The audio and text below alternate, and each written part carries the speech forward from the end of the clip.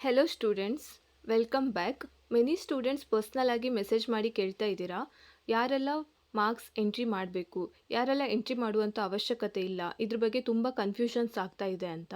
ಈ ಕನ್ಫ್ಯೂಷನ್ ಎಲ್ಲ ಸಾಲ್ವ್ ಮಾಡೋದಕ್ಕೋಸ್ಕರ ಕರ್ನಾಟಕ ಎಕ್ಸಾಮಿನೇಷನ್ ಅಥಾರಿಟಿ ಅಥವಾ ಕರ್ನಾಟಕ ಪರೀಕ್ಷಾ ಪ್ರಾಧಿಕಾರ ಇವತ್ತೊಂದು ಸರ್ಕ್ಯುಲರ್ ರಿಲೀಸ್ ಮಾಡಿದೆ.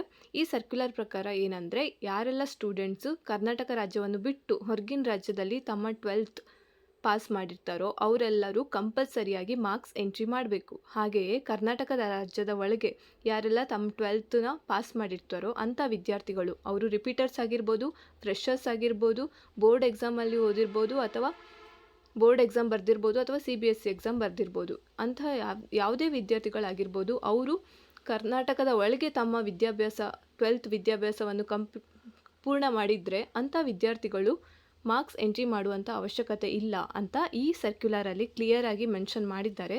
ಸೊ ಯಾವೆಲ್ಲ ವಿದ್ಯಾರ್ಥಿಗಳು ಕರ್ನಾಟಕ ರಾಜ್ಯವನ್ನು ಬಿಟ್ಟು ಹೊರಗಿನ ರಾಜ್ಯದಲ್ಲಿ ಓದಿರ್ತೀರೋ, 12th ಪಾಸ್ ಮಾಡಿರ್ತೀರೋ ಅಂಥ ವಿದ್ಯಾರ್ಥಿಗಳು ಮಾರ್ಕ್ಸ್ ಎಂಟ್ರಿ ಮಾಡೋದನ್ನ ಯಾವುದೇ ಕಾರಣಕ್ಕೂ ಮರಿಬೇಡಿ ಅಂತ ಹೇಳ್ತಾ ಈ ಶಾರ್ಟ್ ಇನ್ಫಾರ್ಮೇಷನ್ನ ಇಲ್ಲೇ ಎಂಡ್ ಮಾಡ್ತಾ ಇದ್ದೀವಿ. Thank you for watching. Thank you.